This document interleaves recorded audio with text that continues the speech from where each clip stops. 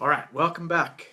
This is the continuation of my top 10 business discoveries or learnings, big takeaways that I've had in 2016, as well as some predictions as to what I see coming up in 2017 and beyond in the transformation space. And if you've missed any of the previous ones, we're doing one a day for the last 10 days of the year. And in the description of this video, likely right above, you'll see links to the previous four that I've already done. So there was learning number 7, which I called the era of elegance. Sorry, that was the least elegant way I could possibly have said that. The era of elegance, and that was probably, I don't know, maybe my favorite one to have recorded thus far. And so you'll see the link to that one above. Learning number 8, which was when boring is better.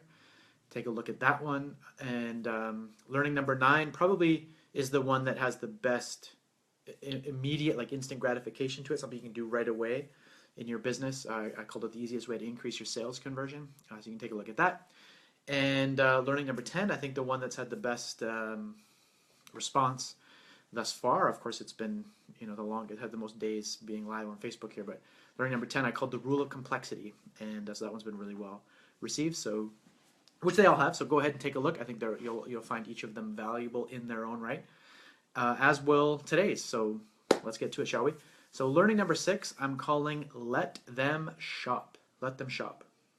So this is something that may find a bit surprising or maybe even frustrating, because I think it'll go counter to what a lot of us have been doing in years past and what a lot of us have been teaching others to do. But, like anything else, times change, strategies change, tactics change, contexts change, markets change, countries change. Everything's changing all the time, and definitely the internet space, anything online just changes so fast. So let them shop. What am I getting at here? Well, first of all, a couple of caveats to this one. One is that there's less learning, I think, to this, just more meaning that this is less about what I learned in 2016. There was a little bit of that, but more about projecting out to 2017 and beyond. What do I think is going to be coming in the transformation space? So a lot of speculation here, admittedly, but anyway, I'll give my take on it, and hopefully it will serve you, be of value. And the other caveat to this one is that my speculation is going to be very specific to a small community of us within the transformation space, but specifically those of us that serve other transformation leaders. So a couple years back, I coined a phrase that it seems to have taken off a little bit, because I've seen on multiple occasions now other people use it. And I referred to our little industry here as, I referred to it as coaches who coach coaches how to coach more coaches. So, those of us who coach coaches who coach coaches how to coach more coaches. That's the little industry that we're in. So I'm going to be speaking very directly to that small community, and but it's very likely that what I'm about to say will be relevant to you, even if you're in health and wellness space, or in love and relationships, or anything of that nature. So I'll just speak to the trend as I see it, what happened in 2016, but then I'm going to spend most of my time talking about where I see this going. And this video will probably be a bit shorter than the others. Okay, so here's what I've noticed. Someone just been waiting for this all day. These are awesome, and I have learned a lot. Thank you, Justin. Oh, thanks, sweetheart. That was really sweet. Thank you. Okay, where was I? Oh yeah. So what have I noticed? Well, there was a time, not all that long ago, where transformation leaders had different pain points in their business, like having to adjust their mindset to being able to allow abundance, be able to ask for the sale or ask for money, those types of things. They had pain points with regards to having not clarified their message or their audience. What people call it a niche, or what we call a specific audience. They had pain points around not knowing how to package their offers to make it obvious to people that they were solving a very specific need or desire that they had. They had they had a pain point where they weren't getting their message out to enough people. They needed help in either building their list or getting a bigger audience for live events or speaking engagements or whatever. Like, so these are just some examples, right? Like, there's lots of them. So all these different issues or problems that people that are attempting to build a transformation-based business or a service-based business that they were suffering from. Now, what happened because of that, there's a lot of us that jumped in and started to provide solutions, of which I am one of those people. My business partner, Callan Rush, of course, we've formed a company that serves that market, and there's many others. There's a lot of people that provide solutions, and essentially what it's been for the last little bit, and still continues to be, but I see it ending, is it's basically been the Wild West. It's like anyone can come in and put up a website or a shingle or whatever, and say, hey, good news, I help coaches who coach coaches to coach more coaches, or whatever. I can help coaches be more successful, make more money, or get more clients, or holistic practitioners, or whatever. If they're helping transformation leaders to build their business, get more clients, that type of thing. So anyone who makes that claim can make a go of it. And, it's been relatively easy. I mean, people that you don't even necessarily need to know or be an expert or achieved any level of mastery in regards to what it is specifically you're teaching, and you can still, fairly easily make, a six-figure income just because you say you serve these people. And so anyway, I'm not trying to doom and gloom the space or say there's anything wrong with this or start pointing fingers or anything like that. That's not what this is about.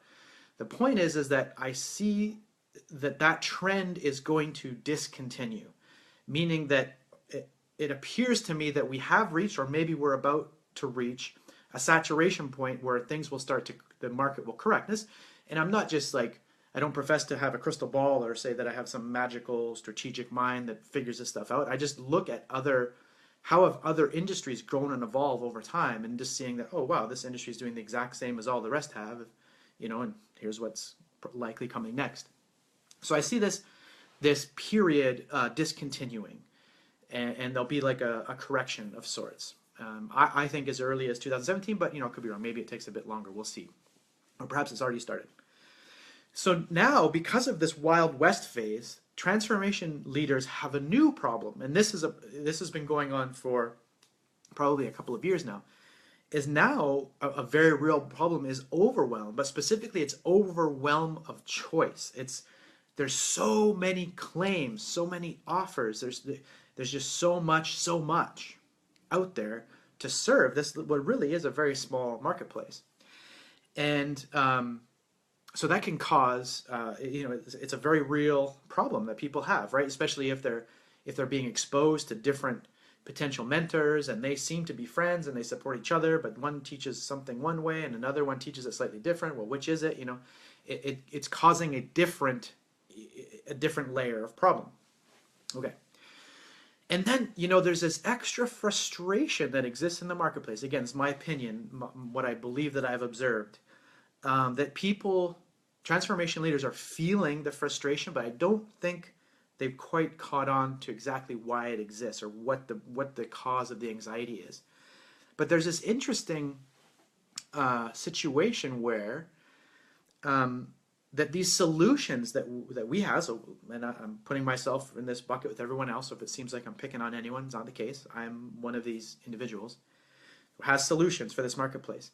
Now, the consumers, so in this case, the transformation leaders who may want to take us up on our offers, they are only made aware or given the opportunity, well, not only, but for the most part, they only have the opportunity, or they're presented with these offers on the timeline or the schedule of the provider as opposed to the consumer. So let me be clear on what that means. So let's say that I have earlier this year, Callan and I did a big launch. It was back in May or June of this year for this program called Maximize Your Impact, the Optimized Webinar Sequence. We're teaching people to build these evergreen campaigns, et cetera, et cetera. Well, my point is that for the transformation space, that was the window in which they were exposed to that opportunity. It was on our schedule, not theirs, meaning that it had nothing to do with whether or not that was the very thing that they needed at that moment. They may have, or they may have needed it a few, like 5 or 6 or 7 months ago, and now they have this feeling of of regret, or something that's not quite the right word, but something. Oh, what? Where were you? 6, 7, 8 months ago? Or they're having to speculate to say, oh, here's this amazing offer. They've done such a great job on these videos, and the price point seems totally amazing, especially when they compare it to this other big number, and there's all this urgency and bonuses and all this. But then it's like, well, I don't need it right now, but you know what? I might need it 3, 4, 5, 6 months down the road. So now we've got this interesting kind of a dilemma. If that was like every so often, that would be fine, but the space is inundated with that constantly. So then that's causing more of this frustration and anxiety. So what do we do? Like, this is all, and again, this isn't about being right or wrong. It's just the maturity of the space. We're still in that Wild West phase. That's how the Wild West works. And so, like I said, I see this hitting a saturation point. So I think that the context is going to change. So what do we do about this? Where are we going from here? Well, I see this happening or changing in a couple different ways. And, hopefully it doesn't seem, as I'm saying this, I'm in my head, I'm always thinking like, oh, sometimes I hate saying things because I'm worried about how they're going to be misconstrued, or that people are going to use it, as if the narrative that I'm going on here is going to support some belief or fear that you may already have, What I'm not doing right now is trying to be doom and gloom or shame the idea of launches or promotional calendars or anything like that. There's a lot to be said for offering something into a marketplace where there's a pent-up demand for it. There's a lot to be said for that, and I definitely will continue to create that and to leverage it in my business. So I'm not trying to say that there's anything wrong with how it is that we're doing it, or or that those things won't work in the future, because most of it will. However, so we've got this a couple of these very real problems where people just they're overwhelmed with choice, and they're not able to get what they need necessarily in the order or on the time that they need it. So I believe that most markets, if not all markets, are in the end they're consumer driven. So I see that the reason why I'm predicting the changes that I am is just because it actually serves the consumer better. So it makes sense that that's the way it will go. So here's how I see it going. One thing is, you've probably been taught, and from us or from anyone, about all of your make sure that your offers are very, very specific, right? And something that it's a very one problem to one audience, and you offer that, just you specialize in that very thing. Well, that has been misconstrued a little bit, because people for forever and a day have been interpreting that. Even people that teach it, frankly, think that it means that that's the nature, like that your business has to fit that criteria. It does not. Any given offer has to fit that criteria. But what's going to become more and more appealing in this marketplace of serving transformation leaders, and likely whatever market you're serving to, so definitely take a look at this. What's going to become more appealing over time is the idea, that's why I call this video Let Them Shop. It's the idea that people can find a home or a community where they can get all of their needs met within that area of their life or their business. Meaning that, yeah, it'll still work all the time to get them in with a very specific offer, but once they're there, they get introduced to this breadth of offerings that they can get kind of a la carte or on their own terms, more or less. That's going to become more appealing, that they come into your fold, into your business or my business, and then once we're in relationship, once they're an active client and they get to know our culture and what we're up to, there's some breadth of offerings. There's like a catalog of different solutions, and they get to pick and choose what's going to be absolutely ideal for them on the timeline that's going to work for them. So this idea of a one-stop shop is going to become more appealing in the future. That in our space, it hasn't been an appealing offer for people, but I see it going I see it becoming more and more appealing moving forward. And the other thing is, to consider, and this is something, Callan, I see you made a post about Tony will like this one. I assume you're talking to Tony Pennell. So there's a piece of this that actually came out of a conversation with him. Anyway, a gentleman named Tony Pennell, if you check out a website called mindshift.money, that's one of his websites. And so Tony Pennell is a student of mine, but he's also I've become a student of his as well, one of those kind of symbiotic type dealies, a really smart dude, lives in Perth, Australia. Anyway, so we were having a conversation, I don't know, it was sometime in 2016, and he was telling me that in his observation that different markets, part of a maturity often, that there's a point where if you look at medical industry and find like investing is another area where over time when you've got all of these different solutions, there becomes a point where before you get access to all these solutions, there's a point of entry where you have like a session with a person or an assessment of some kind, and so someone gets to know, okay, what are your specific needs, and then you get a prescription, you get a diagnosis, you get sent off to specialists. And so I'm not sure exactly how that's going to look in our space, but I see that could potentially be a part of it. So if you're looking at moving forward and going wider with regards to the offerings that you have for however it is that you specifically that you serve your market, one of the things that you may consider, and this is going to tie in nicely with the number one learning from 2016 when I get to that. But if there's some way that you can actually find out what the unique needs are of each potential buyer on their way in, so that you could give them some direction instead of overwhelming them again with your whole catalog of offerings over time. If you gave them some direction with regards to which ones you recommended, based on your diagnosis, what is it that you prescribe for them? So yeah, that's my prediction for where our little industry is going here in the next little bit. This idea of having a breadth of offerings to let them shop, let them customize exactly how it is that they want to be served by you, so that they can get their unique and specific goals met, and whether any area of their life, any area of their business, however it is that you're serving them, start to widen it out. And there's some people in our space, those of us that serve transformation leaders, those of us that are coaching coaches to coach more coaches. There's some of us who are well set up to take advantage of that, I think, because they've already been accumulating that over time. But there's a lot that aren't, and I think that I hate to be, I don't know, this may be perceived as negative, but for those who either don't believe me or that think it doesn't really matter or it's not that big a deal, I think that in the coming years that the results in their businesses will be evidence of ignoring this trend. In other words, I think they'll have to work harder and harder and harder and do more things just to maintain, never mind grow. So anyway, that's my take. I don't have a crystal ball here. Doesn't just because I say it does not necessarily make it so. But yeah, it's definitely how I see the next little bit going, and definitely how we'll be or have been already modifying and building out our business as we move forward. So yeah, I'd love to hear your thoughts.